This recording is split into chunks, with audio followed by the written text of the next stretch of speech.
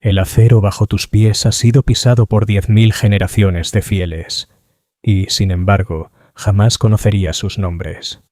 En el vasto panal de colmenas de Ters, en el mundo industrial de Corvanis Prime, existe una sola unidad Hachab, designada 77, Alfa 9998.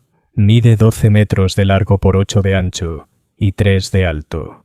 Dentro de estas dimensiones, una familia de 4 ha vivido durante 37 años. Las paredes están pintadas con el ocre reglamentario que el Administratum determinó, tras cuidadosos cálculos, que fomentaba tanto la productividad como la obediencia. La pintura ha comenzado a descascararse. Esta es la historia de Matías Bull, trabajador de Manufactorum, grado 7, esposo de Sara y padre de los gemelos Castor y Lidia. Su vida transcurre en estos estrechos muros, donde las tuberías del techo llevan agua hirviente hasta los nobles en la aguja sobre ellos, donde el suelo vibra sin cesar con la maquinaria pesada 15 niveles más abajo, donde las paredes parecen respirar cuando las luces parpadean. Matías ha vivido en la 77, Alfa 9998 desde que nació. Su padre vivió allí antes que él, y su abuelo antes de ambos. El contrato, sellado y resellado por generaciones de escribas menores, porta el aquila imperial y el sello del gobernador planetario. Garantiza la ocupación a perpetuidad, siempre que se cumplan las cuotas del diezmo, siempre que continúe el trabajo, siempre que la fe perdure. La mañana comienza como siempre. El único cronómetro de la unidad, un dispositivo de bronce más antiguo de lo que nadie recuerda, marca 6 campanadas. El sonido es tenue y metálico, apenas audible sobre el zumbido constante del sistema de ventilación que arrastra consigo el olor de promecium, aire reciclado y algo más. Algo que Matías ha notado con creciente intensidad en los últimos meses. Algo orgánico y errado. Sara se levanta primero. Tiene 42 años, aunque la penumbra perpetua y el aire reciclado la han envejecido más allá de lo que dictan sus años. Sus manos están permanentemente teñidas por los químicos azul-verdes del telar 777, que maneja 13 horas al día, 6 días a la semana. El séptimo lo dedica a los servicios obligatorios en el santuario local, donde el predicador Hanks recita los mismos pasajes del credo imperial que han resonado en esos corredores durante siglos. Palabras sobre el amor del emperador, el destino de la humanidad entre las estrellas, la gran obra que debe completarse. Sara las repite en silencio, con labios resecos por el aire profesado. Los gemelos, de 17 años, duermen en los catres plegables que cada noche transforman la sala principal en su dormitorio. Castor trabaja en el tercer turno del área de mantenimiento de conductos de plasma. Lidia empaqueta barras de ración en el centro de procesamiento de nutrición. Ambos cargos les fueron asignados el día de su 16º cumpleaños por un funcionario local del Administratum. Un hombre pálido con gafas de montura metálica que consultó unas tablas y declaró sus destinos con la indiferencia de quien lee la presión atmosférica. Ninguno de los dos ha salido nunca del subnivel gamma. Ninguno ha visto la luz natural. Ninguno sabe siquiera que existe. Matías se viste con el mono gris reglamentario que lo marca como obrero de Manufactorum. La tela es áspera contra su piel, diseñada más para resistir que para dar comodidad. La comodidad no entra en la doctrina de la manufactura imperial. La eficiencia es primordial. La obediencia es esencial. La comodidad engendra debilidad, y la debilidad engendra herejía. Coloca su placa de identificación en el bolsillo del pecho. La placa muestra una foto tomada hace 23 años, cuando se presentó por primera vez al servicio. El joven de la imagen parecía optimista. El Matías que se mira en el espejo cada mañana ya no reconoce esa expresión. La cocina consiste en una sola encimera, un sintetizador de proteínas y una unidad de reciclaje de agua. El sintetizador produce 3 tipos de pasta alimenticia: gris, marrón y amarilla. La gris aporta nutrientes básicos. La marrón está reforzada con proteínas sintéticas. Y la amarilla contiene vitaminas para prevenir las peores enfermedades de la nutrición artificial. Todas saben exactamente igual. La unidad de reciclaje convierte los desechos líquidos en agua potable mediante un proceso que Matías ni entiende ni necesita entender. Comprender no es necesario. solo consumir. El desayuno se consume en silencio, no por enemistad familiar, sino porque la conversación se ha vuelto inútil. ¿De qué hablar? El trabajo no cambia, las cuotas no cambian, las regulaciones no cambian. Ayer fue idéntico a hoy, y mañana será idéntico al ayer. Este es el gran regalo de la sociedad imperial, la eliminación de la incertidumbre. Cada ciudadano conoce su lugar, su propósito, su valor dentro de la gran máquina. Hay consuelo en este conocimiento, dice el predicador Hanks en los oficios. Hay paz en la aceptación. Pero Matías ha comenzado a notar cosas que perturban esa paz. Comenzó hace 3 meses, con un sonido, un rasguño que parecía provenir de las propias paredes. Al principio lo atribuyó a la edad del edificio. La 77, Alfa 9998, forma parte de un complejo residencial construido durante el milenio 38. Los informes estructurales, revisados cada año por las autoridades competentes, confirman que el edificio sigue siendo sólido y habitable. Los muros de carga mantienen su integridad. Los sistemas eléctricos funcionan dentro de parámetros aceptables. La plomería ofrece presión adecuada. El rasguño, razonó Matías, debía de ser simplemente el asentamiento natural del metal y el rocrete milenarios. Luego llegaron los susurros.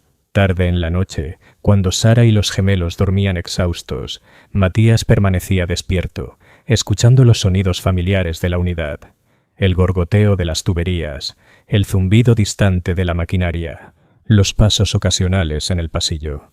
Pero ahora había sonidos nuevos, voces suaves que pronunciaban palabras ininteligibles. Parecían provenir de la pared que separa la sala de estar de la unidad 77 Alfa 997, donde la familia Korvac ha vivido durante 19 años. Pero el horario no encajaba. Los Korvac trabajan en el segundo turno y deberían estar dormidos cuando Matías escucha los susurros. Ha considerado reportarlo a la oficina local del Administratum. El formulario 777 Delta permite presentar quejas por ruidos molestos. El proceso es sencillo.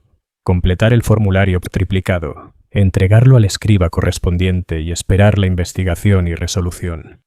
Pero algo lo detiene. Tal vez sea el conocimiento de que una investigación suele acabar en reubicación, y la reubicación significa separación del único hogar que su familia ha conocido. Tal vez sea el temor de que los investigadores descubran algo peor que una simple infracción de ruido. Tal vez sea, simplemente, el instinto del ciudadano imperial de comprender que algunas cosas es mejor no investigarlas. La pared en cuestión está pintada del mismo ocre reglamentario que todas las demás. Presenta las mismas marcas menores y manchas que se acumulan con décadas de uso. No tiene nada distintivo, salvo una pequeña grieta cerca del techo que Matías no recuerda haber visto antes. La grieta mide unos 15 centímetros de largo y apenas es visible a menos que uno sepa dónde mirar. Cuando Matías coloca el oído junto a ella, los susurros se vuelven un poco más claros, aunque las palabras siguen siendo incomprensibles. El trabajo proporciona un respiro temporal a estas preocupaciones. El Manufactorum donde Matías trabaja se extiende 7 subniveles por debajo del complejo residencial. El trayecto requiere un descenso de 20 minutos en una serie de plataformas elevadoras y túneles interconectados. Los túneles están recubiertos de tuberías de servicio, conductos eléctricos y respiraderos que se pierden en la oscuridad. De vez en cuando se ven cuadrillas de mantenimiento trabajando en las profundidades, sus lámparas creando breves charcos de luz en la penumbra perpetua. Matías nunca ha hablado con esos trabajadores. Sus horarios no coinciden con el suyo, y las conversaciones entre distintas clasificaciones laborales están desaconsejadas sin la autorización correspondiente. El suelo del Manufactorum se extiende 2 kilómetros de largo por 1 kilómetro de ancho. El techo, a 20 metros de altura, se sostiene con vigas de acero colosales que proyectan sombras geométricas sobre la línea de producción. El aire está impregnado del olor a metal caliente, lubricantes de máquina y ozono de los cortadores de plasma. El ruido es constante y abrumador. El golpeteo rítmico de las prensas hidráulicas, el zumbido de las herramientas de corte, el siseo de los sistemas de refrigeración. Los trabajadores se comunican mediante señales con las manos y gritos abreviados. La conversación extendida es imposible. Matías opera en la estación de ensamblaje 47, donde instala sistemas de guía en proyectiles de artillería destinados a la Guardia Imperial. Cada proyectil es idéntico al anterior. Cada uno exige la misma secuencia de operaciones, ejecutadas en el mismo orden preciso. Insertar el módulo de guía, alinear los conectores, aplicar el sellador, activar la secuencia de diagnóstico, pasar el proyectil completo a la siguiente estación. El trabajo requiere concentración, pero no creatividad. La creatividad está desalentada. Cualquier desviación de los procedimientos establecidos conlleva una revisión inmediata de control de calidad y posible acción disciplinaria. Los proyectiles en los que trabaja Matías serán disparados desde plataformas Basilisk en mundos lejanos cuyos nombres nunca conocerá. Estallarán entre enemigos cuyos rostros nunca verá. Sus fragmentos matarán soldados cuyos últimos pensamientos estarán dedicados a hogares que jamás volverán a contemplar. Este conocimiento no perturba a Matías. No debe hacerlo. Su papel en la gran cadena de producción imperial es pequeño pero esencial. Sin su trabajo los proyectiles no funcionarían. Sin los proyectiles, la artillería sería inútil. Sin la artillería, mundos enteros caerían ante la agresión Xenos o la rebelión herética. Sin la protección del emperador, la humanidad perecería en la oscuridad entre las estrellas. Esta es la lógica que rige cada acción, cada decisión, cada instante de existencia en el imperio. El turno termina como empieza, con el sonido del cronómetro. 12 horas después de iniciar su labor, los trabajadores del Manufactorum dejan las herramientas y emprenden el camino de regreso a casa. Las plataformas de ascenso los llevan de vuelta por los mismos túneles descendidos esa mañana. El paso de la iluminación dura y brillante del piso de producción a la tenue luz ámbar de los niveles residenciales requiere varios minutos de adaptación. Algunos obreros se frotan los ojos, otros parpadean sin cesar. Matías, en cambio, fija la mirada al frente, con la mente ya ocupada en la rutina nocturna que lo espera. La cena es preparada por Sara, que regresa del telar textil 30 minutos antes de que Matías llegue al hogar. La comida consiste en pasta proteica, complementada con vegetales sintéticos y una pequeña ración de carbohidratos suplementarios. Los vegetales se cultivan en instalaciones hidropónicas situadas 3 niveles por debajo del complejo residencial. Son pálidos y sin sabor, diseñados para aportar nutrientes y no placer. Los obreros que atienden estas instalaciones son clasificados como especialistas agrícolas y reciben raciones ligeramente mayores como compensación por su papel crítico en la producción alimentaria. Sara, en ocasiones, se ha preguntado cómo sería trabajar en esos viveros rodeada de plantas vivas en vez de entre telares mecánicos, pero preguntarse no es lo mismo que solicitar traslado, y las solicitudes de traslado requieren justificación más allá de una preferencia personal. Castor regresa de su turno cuando la familia termina de cenar. Su labor en el mantenimiento de los conductos de plasma lo expone a niveles de radiación dentro de los parámetros aceptables, pero suficientes para dejarlo exhausto. Su piel ha adquirido una cualidad pálida y translúcida que hace visibles las venas de sus antebrazos. La clínica médica ofrece revisiones mensuales a todos los trabajadores de plasma. Los resultados se archivan en las autoridades correspondientes, pero nunca son compartidos con los propios trabajadores. Castor solo sabe que ha sido autorizado a continuar en su puesto. Esa información basta para sus propósitos. El turno de Lidia en el centro de procesamiento de nutrición termina después de que los demás ya duermen. Regresa a la unidad Hachab cerca de medianoche, moviéndose en silencio para no despertar a la familia. Su trabajo consiste en sellar paquetes individuales de raciones y colocar las etiquetas adecuadas. Las etiquetas indican contenido nutricional, fecha de caducidad y designación de distribución. Algunas van destinadas al consumo general, otras están marcadas para poblaciones específicas. Niños, mujeres embarazadas, obreros en industrias de riesgo, clero, personal militar. La calidad de las raciones varía según el valor del receptor en la jerarquía imperial. Esta variación no se comenta abiertamente, pero todo ciudadano la entiende a través de la experiencia directa. Las horas nocturnas en la 77, Alfa 9998, siguen un patrón establecido. Sara realiza tareas de mantenimiento.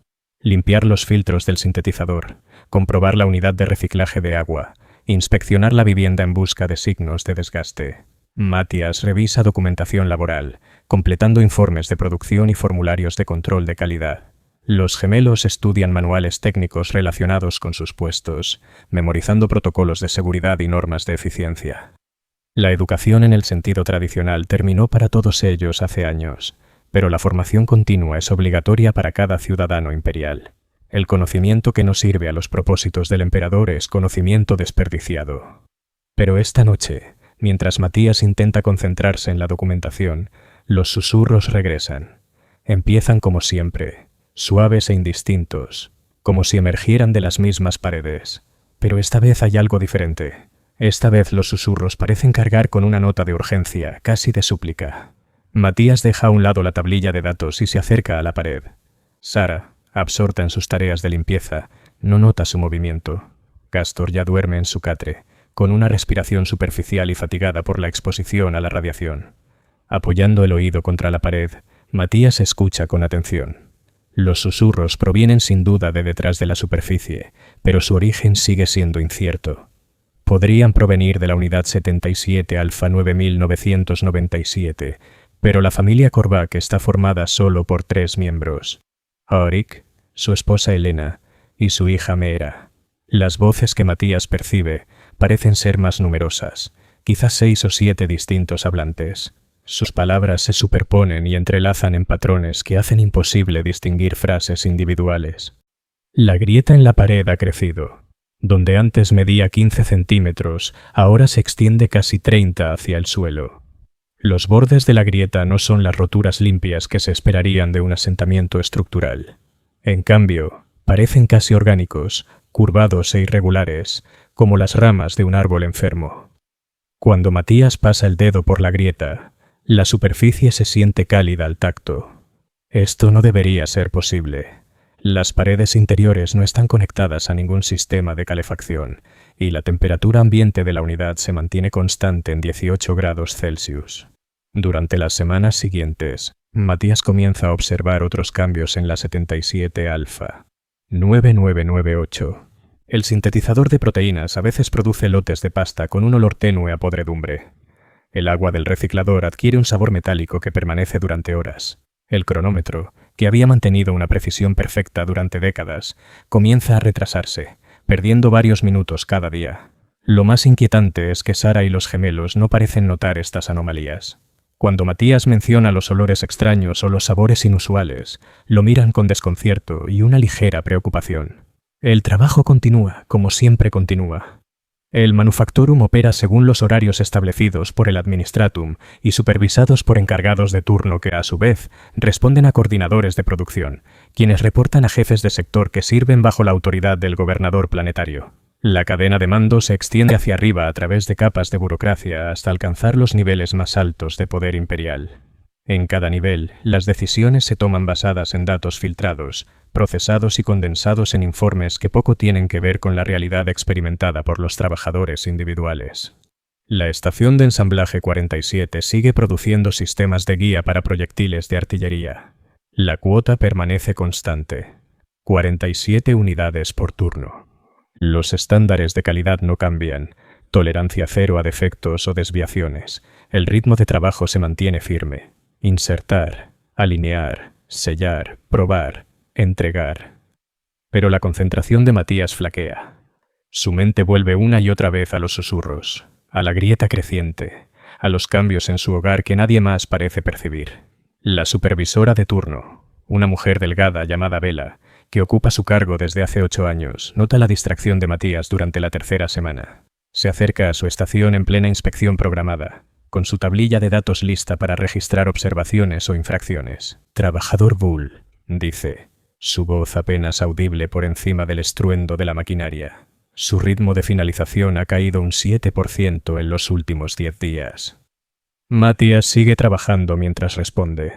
Detenerse para mirar de frente a un supervisor durante una inspección se considera un gesto de falta de respeto y puede derivar en una sanción disciplinaria. No estaba al tanto de la disminución, supervisora Bella. Aumentaré mi concentración para corregir la deficiencia. Los estándares de producción existen para beneficio del emperador y de los ciudadanos que él protege. Vela prosigue. Cuando un trabajador no cumple la cuota, todos los demás deben compensar la carencia. Esto genera ineficiencia y reduce la producción total. Entiendo, supervisora. La deficiencia será corregida. Vela toma notas en su tablilla de datos. Esas anotaciones pasarán a formar parte del registro laboral permanente de Matías, accesible para cualquier futuro supervisor o administrador que deba evaluar su rendimiento. 3 evaluaciones negativas en un período de 6 meses conllevan reeducación obligatoria. 5 evaluaciones negativas resultan en reasignación laboral. 7 evaluaciones negativas implican una revisión por parte del árbitro local, cuyas opciones incluyen multas, encarcelamiento o, en casos extremos, servitización. El conocimiento de este sistema no inspira miedo en los ciudadanos imperiales. El miedo sugeriría duda respecto a la justicia imperial. En cambio, inspira una atención minuciosa al deber y al cumplimiento de las regulaciones. Matías solo ha recibido 2 evaluaciones negativas en 23 años de servicio, ambas por faltas menores relacionadas con errores de documentación. Su historial laboral se considera ejemplar según los estándares del Manufactorum. Este reciente declive en el rendimiento representa una anomalía que requiere corrección, pero corregir resulta difícil cuando la mente se ve arrastrada constantemente hacia misterios que no deberían existir. Los susurros han comenzado a manifestarse durante el día. Lo que antes era un fenómeno nocturno ahora invade la rutina normal de la vida doméstica.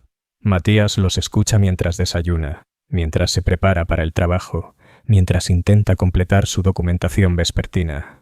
Las voces parecen llamarlo a él específicamente, aunque las palabras siguen siendo incomprensibles. A veces alcanza a distinguir fragmentos que suenan casi como su nombre, alargado y distorsionado, como si fuera pronunciado bajo el agua o tras un vidrio grueso.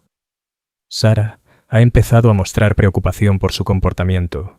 Durante sus breves conversaciones de la noche, menciona su costumbre de quedarse mirando las paredes, su distracción en las comidas, su hábito de pegar la oreja a las superficies como si escuchara algo. Su preocupación es genuina, aunque limitada. Los ciudadanos imperiales no están formados en análisis psicológico ni en valoración de la salud mental. Esa formación se reserva a especialistas médicos y miembros del clero que cumplen funciones específicas dentro de la jerarquía imperial. Sara solo sabe que el comportamiento de su esposo ha cambiado, y el cambio sin causa aparente siempre resulta inquietante. Quizá deberías hablar con el predicador Hanks, sugiere una noche, mientras se preparan para dormir. Tiene experiencia aconsejando a trabajadores que sufren dificultades espirituales. La sugerencia es razonable. El predicador Hanks ha servido en el santuario local durante 12 años y ha guiado a muchos ciudadanos en momentos de duda o confusión. Su enfoque combina sabiduría de las Escrituras con consejos prácticos, ayudando a las almas atribuladas a reconciliar sus luchas personales con sus deberes imperiales. Pero Matías se muestra reacio a involucrar a la autoridad religiosa en lo que podría ser un asunto puramente práctico. El predicador Hanks está obligado por reglamento a informar ciertos problemas a instancias superiores: corrupción espiritual, pensamientos heréticos, signos de mutación o manifestaciones psíquicas. Lo consideraré, responde Matías, pero creo que la dificultad se resolverá por sí sola con el tiempo. No es del todo cierto. Matías no cree que el problema vaya a resolverse. Sospecha, más bien, que continuará intensificándose. La grieta en la pared crece cada día. Los susurros se vuelven más frecuentes y urgentes. Los cambios en su entorno doméstico se hacen más pronunciados. Pero admitir estas preocupaciones a Sara solo sembraría la inquietud en otro miembro de la familia, y Matías no está seguro de que eso sea lo correcto. La solución, decide, es investigar. La decisión de investigar no llega con facilidad. Los ciudadanos imperiales son formados desde el nacimiento para reportar fenómenos inusuales a las autoridades competentes, no para analizarlos por cuenta propia. La cadena de informes está claramente definida. Los ciudadanos reportan a administradores locales, los administradores a coordinadores de sector, los coordinadores a funcionarios planetarios, los funcionarios a los mandos del subsector, los mandos a los gobernadores imperiales. En cada nivel, expertos especializados determinan la respuesta apropiada. Ese sistema ha funcionado durante 10.000 años, manteniendo la estabilidad en millones de mundos y trillones de ciudadanos. Pero el sistema parte de la premisa de que los ciudadanos reconocerán los fenómenos inusuales cuando los experimenten. Matías no está seguro de que lo que vive pueda calificarse como tal. Los susurros podrían explicarse por efectos acústicos en la estructura envejecida del edificio. La grieta creciente podría deberse a un asentamiento normal o a la expansión térmica. Los cambios de sabor y olor podrían ser simples fallas menores del equipo o incluso una mayor sensibilidad de él mismo debido al estrés. Sin pruebas claras de una amenaza real, reportar sus preocupaciones podría ser prematuro y derivar en una investigación innecesaria sobre su familia y sus vecinos. La investigación comienza con una observación cuidadosa. Matías empieza a documentar los susurros, su horario, duración, ubicación aparente y cualquier palabra o frase que logre distinguir. Mide la grieta en la pared cada noche, anotando su ritmo de crecimiento y características cambiantes. Supervisa el sintetizador de proteínas y la unidad de reciclaje de agua, registrando cualquier variación en la calidad de salida. Su enfoque es metódico y sistemático, siguiendo los principios analíticos enseñados a todos los obreros del Manufactorum para fines de control de calidad. La documentación revela patrones inquietantes. Los susurros ocurren con mayor frecuencia entre las 22 horas y las 2 horas, durante el período en que la mayoría de los residentes duerme. La grieta crece a un ritmo de unos 2 centímetros por día, pero ese crecimiento se acelera durante los episodios de susurros. Las fallas en el equipo se correlacionan tanto con los susurros como con el crecimiento de la grieta, lo que sugiere una conexión entre los tres fenómenos. Lo más alarmante es que Matías descubre que a veces logra comprender palabras sueltas dentro de los susurros. Hablan de hambre, de oscuridad, de espacios entre espacios donde la luz del emperador no alcanza. Mencionan nombres que suenan casi familiares, aunque no logra ubicarlos. Describen lugares que parecen existir dentro de las mismas paredes, cavernas vastas y pasillos retorcidos que se extienden mucho más allá de los límites físicos del complejo residencial. Es entonces cuando Matías comprende que su situación puede requerir algo más que una investigación individual. La oficina administrativa local ocupa el tercer subsuelo del complejo gubernamental, 12 niveles por encima de las áreas residenciales, aunque aún muy por debajo de la aguja donde los altos funcionarios planetarios dirigen sus asuntos. La oficina da servicio a ciudadanos de 7 sectores residenciales, procesando necesidades de documentación, reportes de quejas y solicitudes administrativas.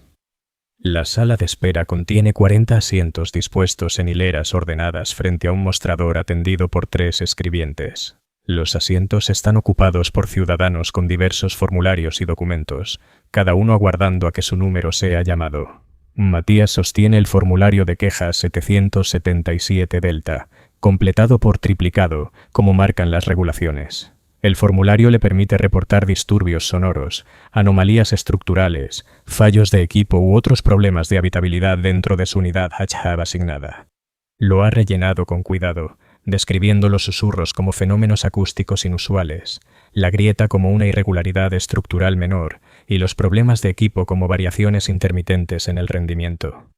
El lenguaje es deliberadamente neutral y técnico, evitando cualquier insinuación de causas sobrenaturales o heréticas. Cuando su número es llamado, Matías se acerca al mostrador donde el escribiente Valdris, un hombre de mediana edad con el cabello ralo y los dedos manchados de tinta, revisa la documentación. Unidad HACAB 77. Alfa 9998. Lee en voz alta el escribiente Valdris. Fenómenos acústicos, irregularidad estructural, variaciones en el equipo. ¿Cuánto tiempo llevan ocurriendo estos problemas? Aproximadamente 6 semanas. Los fenómenos acústicos. 4 semanas la irregularidad estructural. 3 semanas los problemas del equipo. Responde Matías. El escribiente Valdris toma notas en su tablilla de datos. ¿Ha consultado con sus vecinos para verificar experiencias similares? Es una pregunta estándar, diseñada para determinar si los problemas reportados afectan a varias unidades o si se trata de incidentes aislados. Matías no lo ha hecho. La familia Korvaken 77, Alfa 9997, trabaja turnos distintos y rara vez los encuentra en los pasillos. La familia Brenis en 77 Alfa 9999 está compuesta por una pareja anciana que apenas se comunica, y lo hace principalmente a través de notas escritas dejadas en la puerta de su unidad. No he consultado con mis vecinos, responde Matías. El protocolo de investigación requiere consulta con los vecinos antes de la revisión administrativa, explica Valdris. Por favor, complete el formulario de verificación 222 alfa con declaraciones de los residentes adyacentes y regrese para su tramitación. El formulario adicional exige que Matías obtenga declaraciones escritas de los habitantes de las unidades 77, Alfa 9997 y 77, Alfa 9999, confirmando si han experimentado problemas similares. Las declaraciones deben estar firmadas, fechadas e incluir los números de identificación oficiales para fines de verificación. Solo entonces el Administratum podrá proceder con una investigación formal. El requisito presenta complicaciones que Matías no había previsto. Acercarse a los vecinos respecto a asuntos potencialmente delicados exige un manejo cuidadoso de las normas de privacidad y los protocolos sociales. Los ciudadanos deben mantener límites apropiados con sus vecinos, pero también cooperar en asuntos de interés común.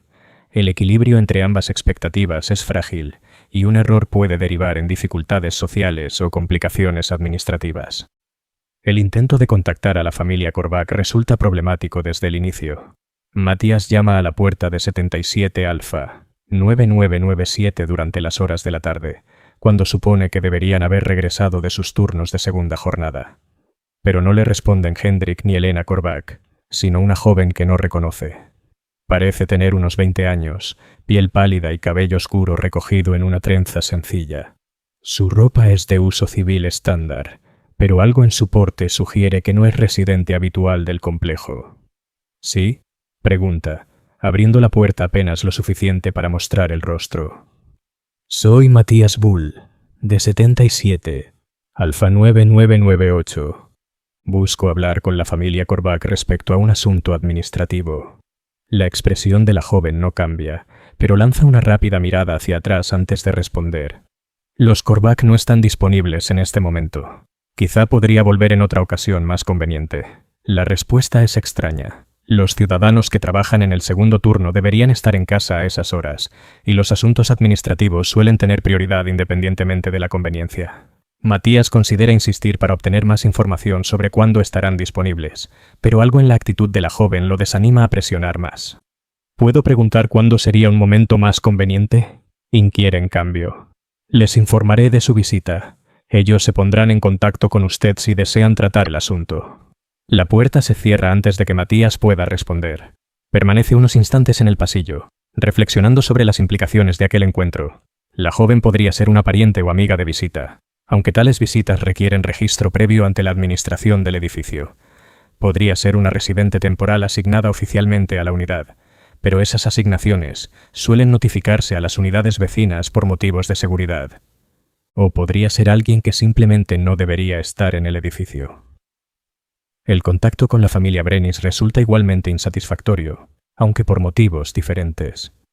Cuando Matías toca la puerta de 77 Alfa 9999, lo recibe Marcus Brenis, un hombre anciano con un historial de 25 años en la planta de procesamiento atmosférico antes de su actual asignación en archivo documental.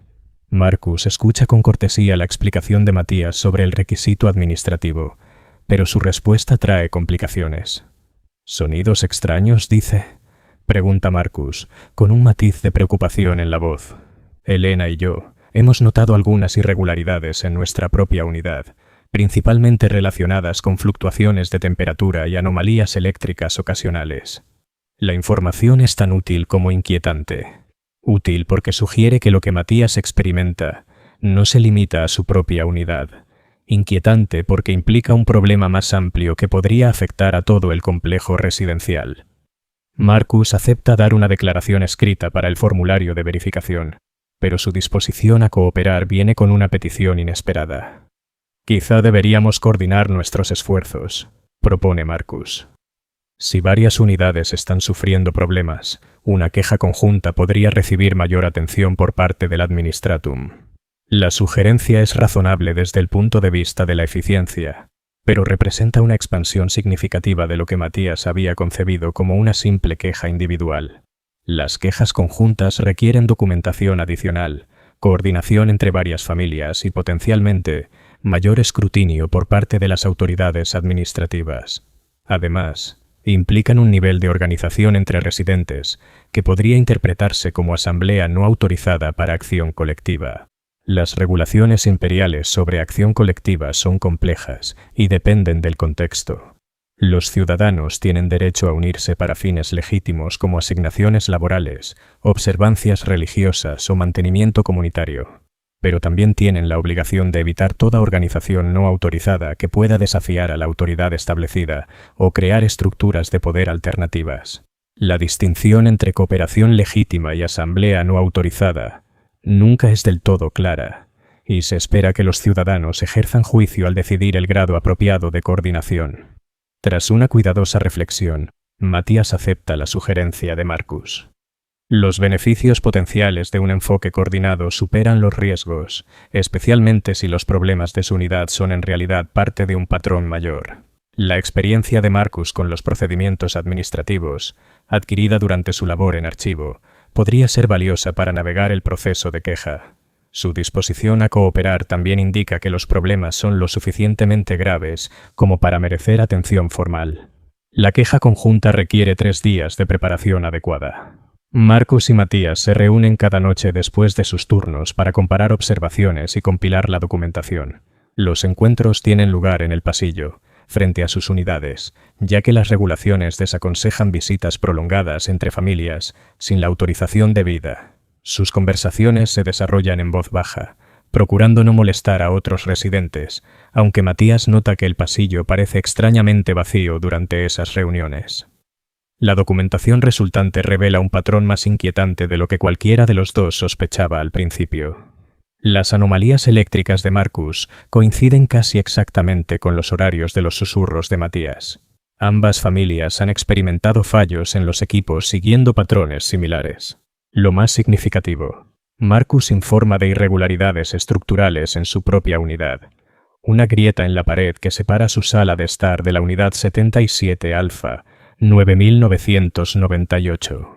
La grieta en la pared de Marcus mide unos 45 centímetros de largo, extendiéndose desde el suelo hacia el techo.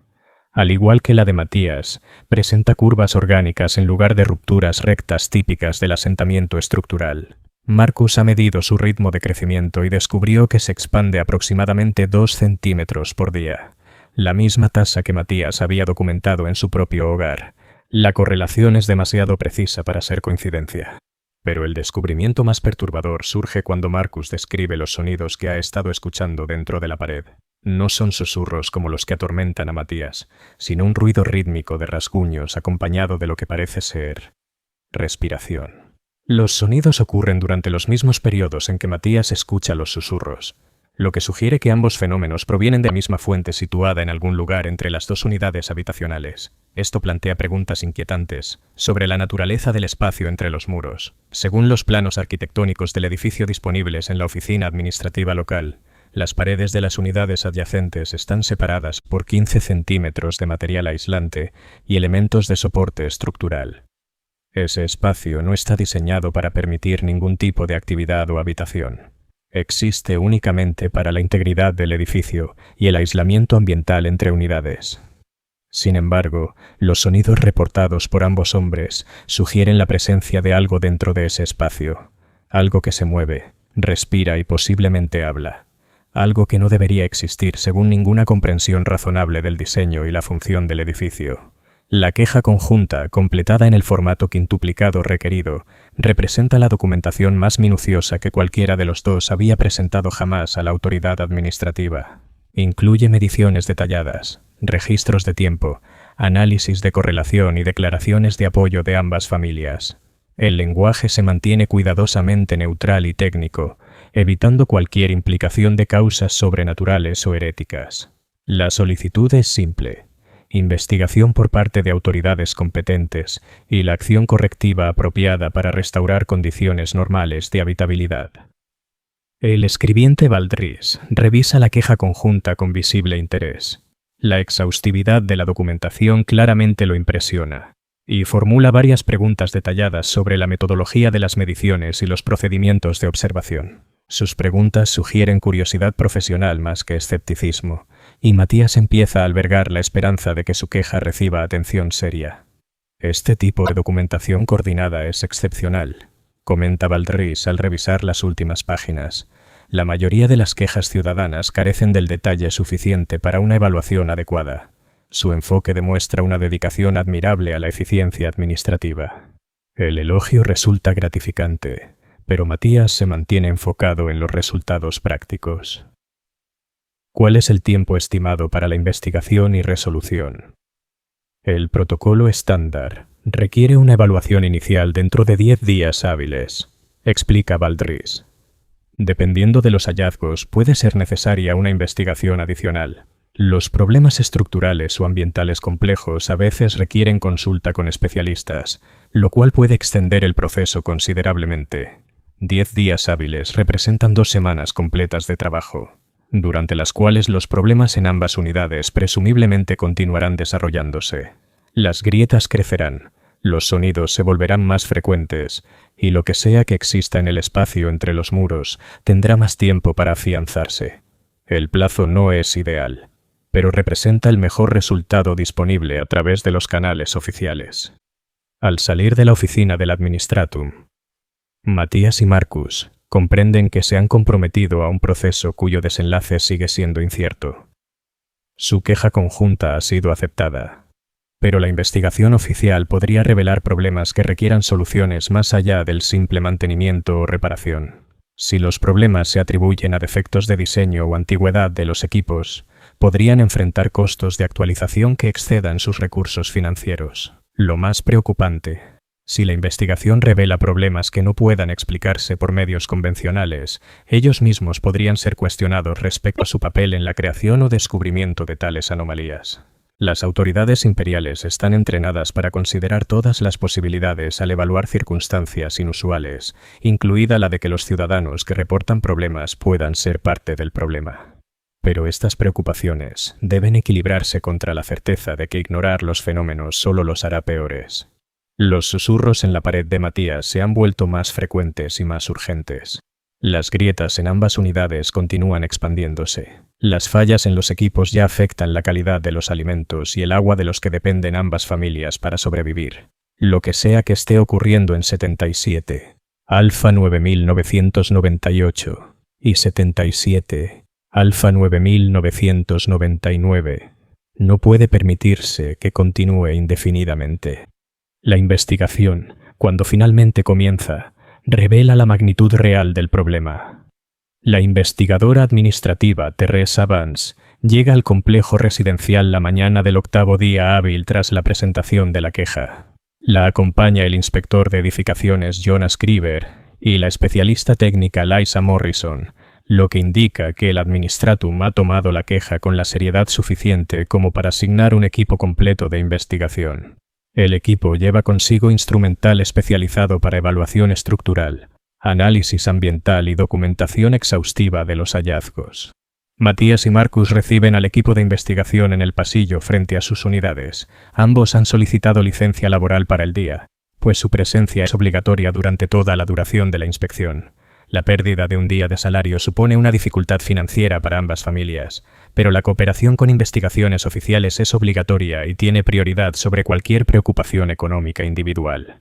La investigadora Vance inicia el proceso revisando la queja conjunta y formulando preguntas detalladas sobre la cronología y naturaleza de cada problema reportado. Sus preguntas son profesionales y exhaustivas, abarcando aspectos de la situación que ni Matías ni Marcus habían considerado significativos.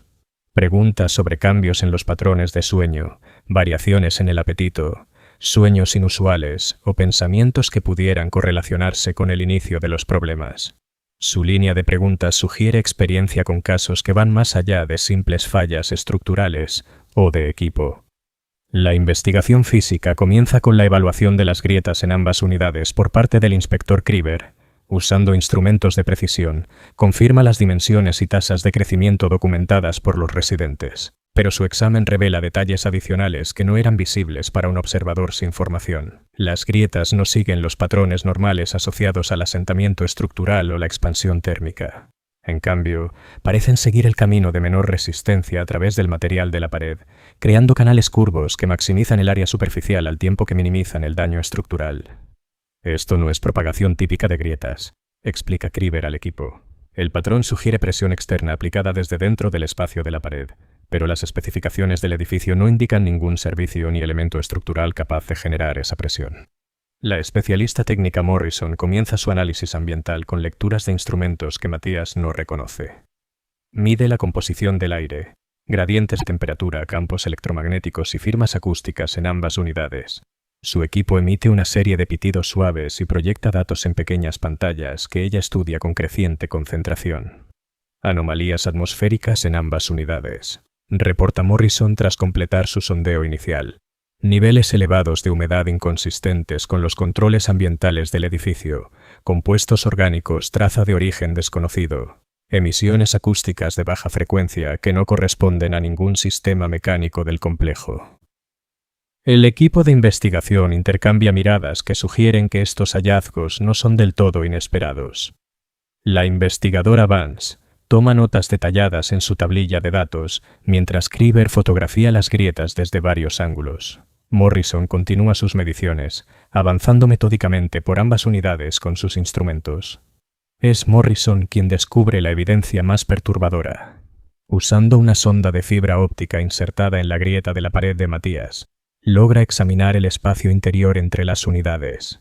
Lo que ve contradice cada supuesto sobre la construcción y ocupación del edificio. El espacio entre los muros no es el angosto hueco relleno de aislante que muestran los planos arquitectónicos. En cambio, se abre a una cavidad que se extiende mucho más allá de las dimensiones documentadas del edificio. El espacio interior parece ser significativamente mayor de lo indicado en los registros de construcción, informa Morrison con un matiz de preocupación profesional en la voz. Estoy detectando movimiento de aire consistente con un área hueca mucho más extensa. La sonda no encuentra resistencia tras 2 metros de extensión, lo cual debería ser imposible dada la estructura del edificio. La investigadora Vance solicita un examen más detallado. Morrison inserta equipo adicional en la grieta, incluyendo una cámara en miniatura capaz de transmitir imágenes a su monitor. Las imágenes que aparecen en la pantalla muestran un espacio que desafía toda explicación racional. La cavidad se extiende hacia arriba y hacia abajo más allá del alcance de la iluminación de la cámara. Las paredes no son las superficies limpias de metal y roca endurecida que cabría esperar de los materiales de construcción, sino que parecen orgánicas en su naturaleza, con texturas que parecen cambiar y desplazarse cuando se las observa directamente. El aire dentro del espacio se mueve en patrones que sugieren ventilación o circulación, aunque no se observan sistemas mecánicos visibles. Lo más perturbador de todo es que la cámara detecta movimiento dentro de la cavidad.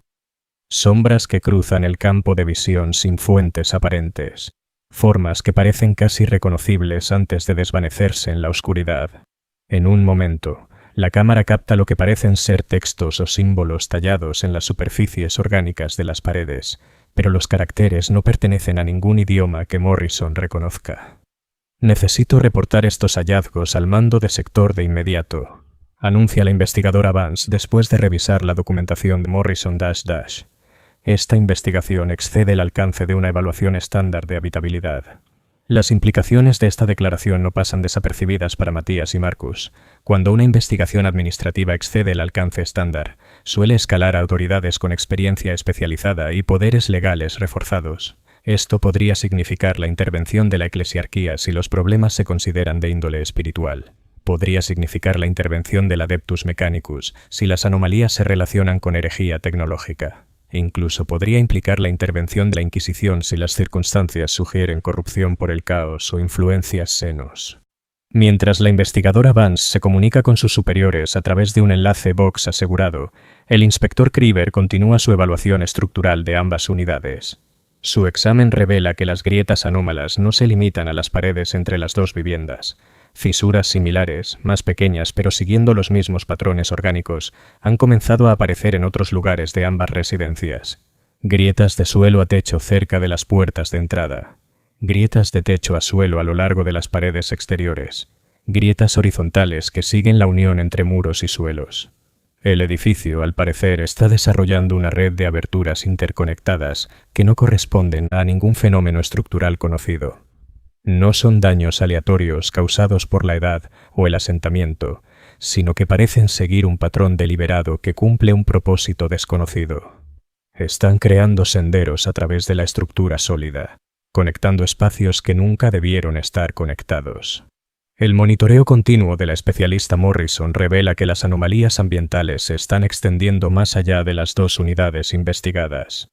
Sus instrumentos detectan irregularidades similares en residencias adyacentes, aunque los habitantes de esas unidades no han reportado problemas al Administratum.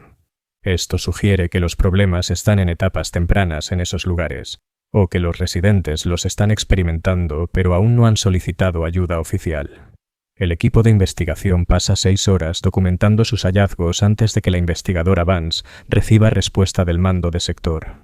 La respuesta, transmitida mediante un canal de datos encriptado, contiene instrucciones que no comparte con Matías ni con Marcus. En su lugar, les informa que sus unidades habitacionales han sido clasificadas como temporalmente inhabitables, a la espera de una evaluación especializada, y que deben reubicarse en alojamientos alternativos en un plazo de 48 horas.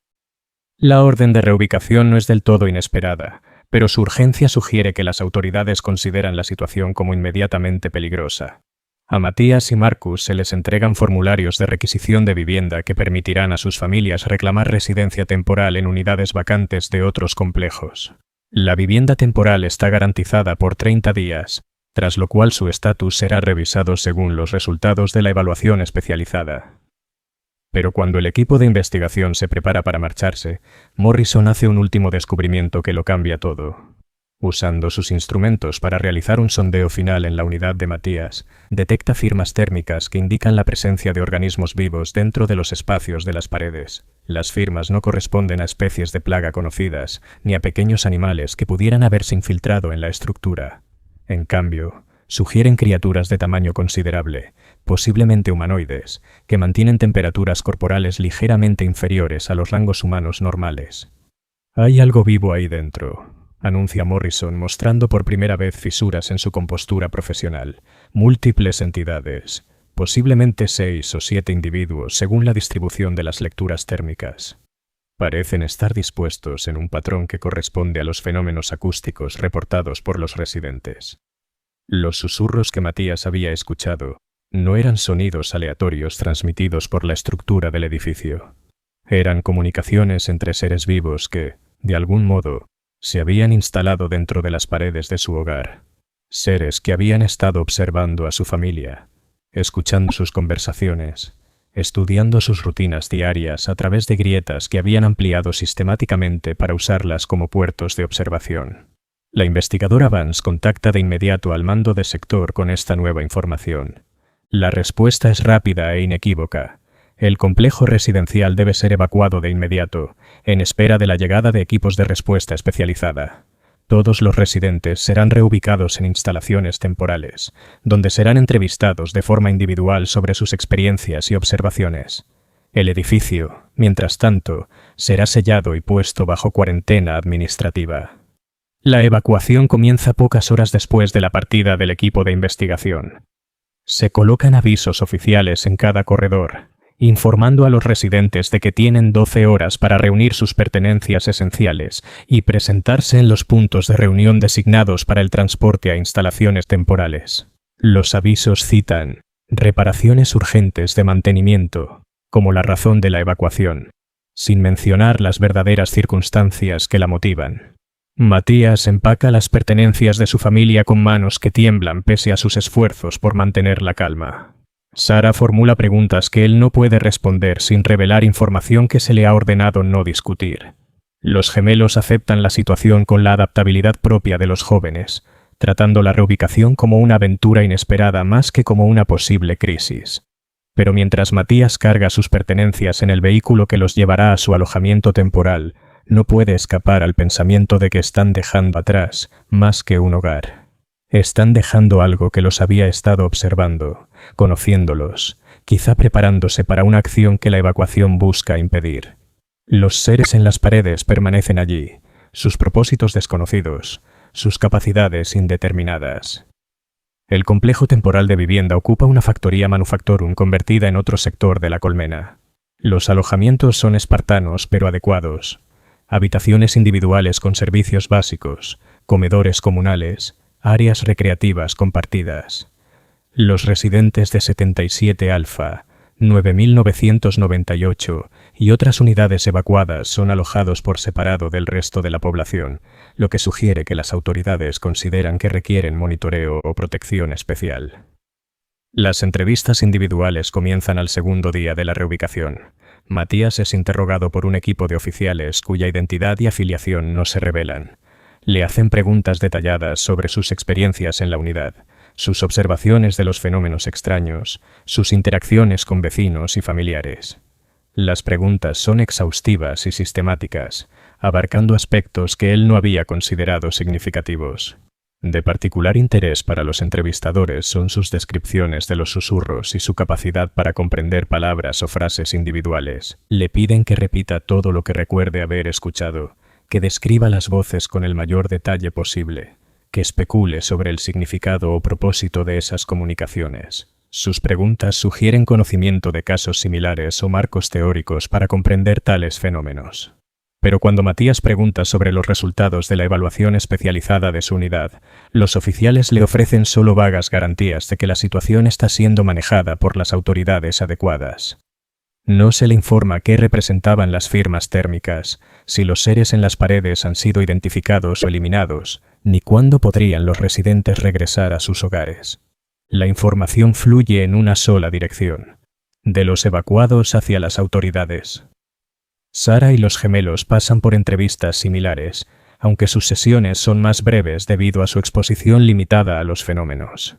Sara informa que no notó nada inusual en la unidad más allá del comportamiento cada vez más extraño de su esposo. Los gemelos, de forma parecida, no reportan experiencias directas con susurros, grietas ni otras irregularidades. Este patrón es consistente en la mayoría de los residentes evacuados, lo que sugiere que los fenómenos se manifestaban de manera selectiva en individuos específicos en lugar de afectar a toda la población por igual. Marcus Breniz es sometido al interrogatorio más exhaustivo, ya que su documentación y observaciones proporcionaron pruebas cruciales para la denuncia conjunta que inició la investigación. Sus sesiones de entrevistas se extienden durante 3 días, en los que se le pide revisar planos arquitectónicos, examinar fotografías de casos similares en otros complejos residenciales y aportar análisis detallados de sus mediciones y observaciones registradas.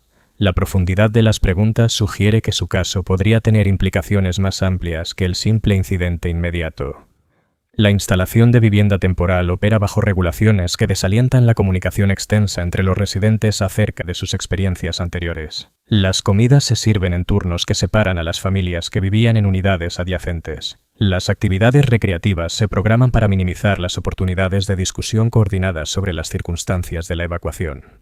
Estas medidas se presentan como conveniencias administrativas temporales, pero su efecto real es evitar que los residentes compartan información o desarrollen una comprensión colectiva de su situación.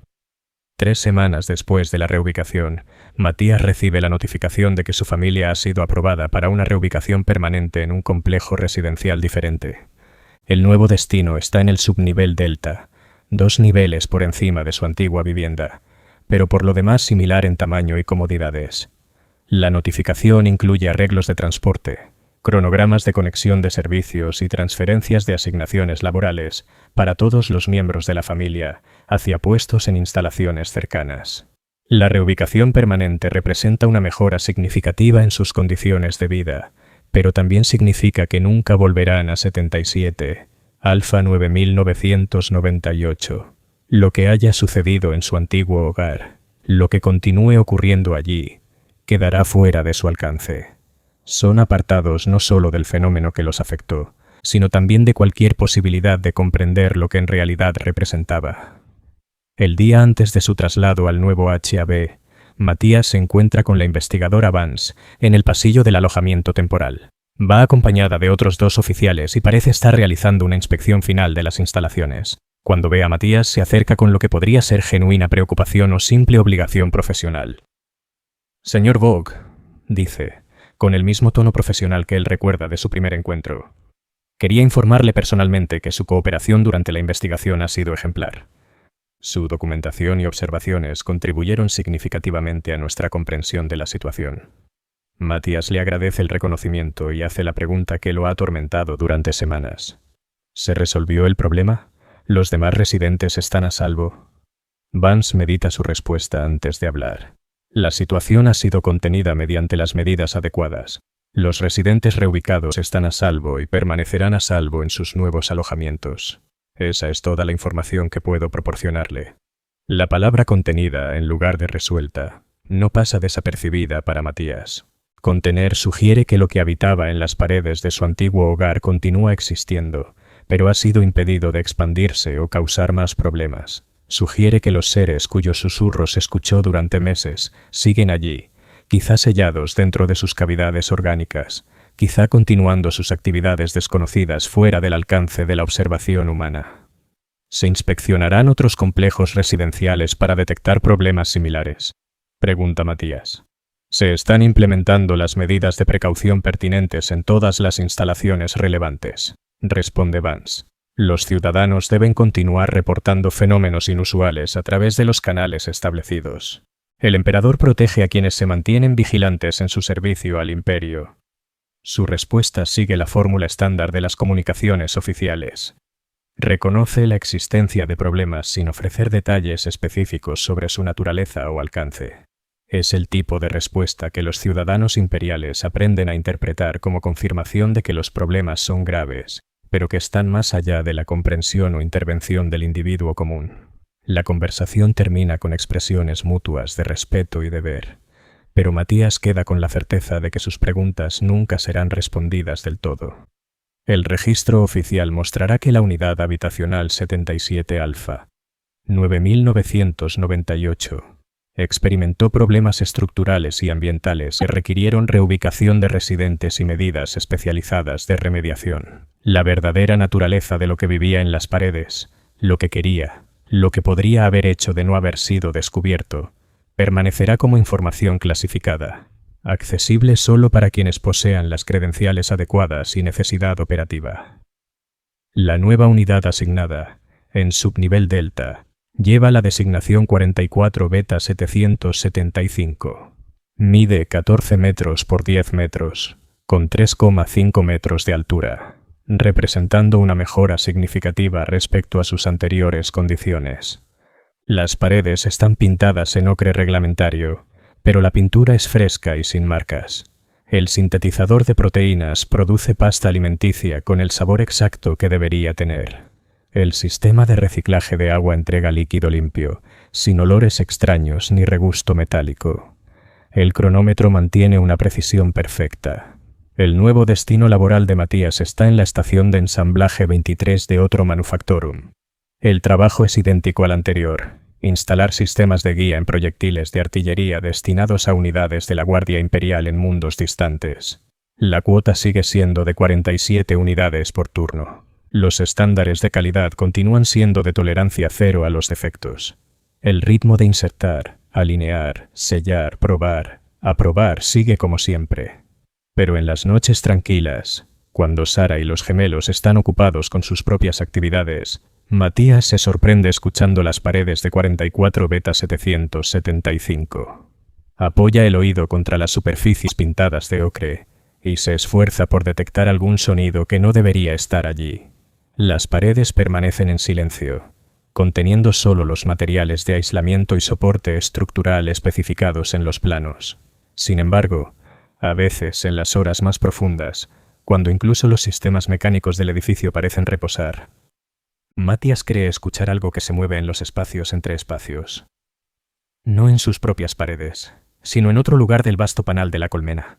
En la oscuridad entre niveles residenciales, en los túneles de mantenimiento olvidados, en las zonas selladas que ya no figuran en ningún mapa oficial. Los susurros quizá fueron contenidos, pero no silenciados. continúan en otros lugares, llamando a otros residentes que permanecen despiertos en sus camas reglamentarias, preguntándose por los sonidos que parecen surgir desde dentro de las paredes mismas. Ciudadanos que, con el tiempo, comenzarán a notar grietas que crecen día a día, equipos que producen sabores y olores extraños, cronómetros que empiezan a retrasarse. La gran máquina de la sociedad imperial sigue funcionando sin descanso, procesando a los ciudadanos en sus roles asignados, manteniendo las cuotas y los estándares que sostienen el reino del emperador. Pero dentro de esa máquina, en los espacios que existen entre el reconocimiento oficial y la experiencia ciudadana, otras cosas siguen creciendo, susurrando y esperando. En 77. Alfa 9998. Las paredes respiran lentamente en la oscuridad, y algo que nunca fue humano sueña con el día en que cada unidad habitacional resonará con voces que hablen de hambre y oscuridad, y de los espacios entre espacios donde nunca ha llegado la luz del emperador. Los avisos de evacuación han sido retirados. El edificio permanece oficialmente inhabitable, pero en ciertas noches, cuando el viento arrastra sonidos desde el complejo sellado, ciudadanos en sectores lejanos reportan escuchar susurros que pronuncian sus nombres, y grietas comienzan a aparecer en paredes que habían permanecido intactas durante décadas. El hogar promedio en el imperio resguarda más de lo que sus habitantes imaginan, y algunos refugios nunca fueron pensados para ocupación humana.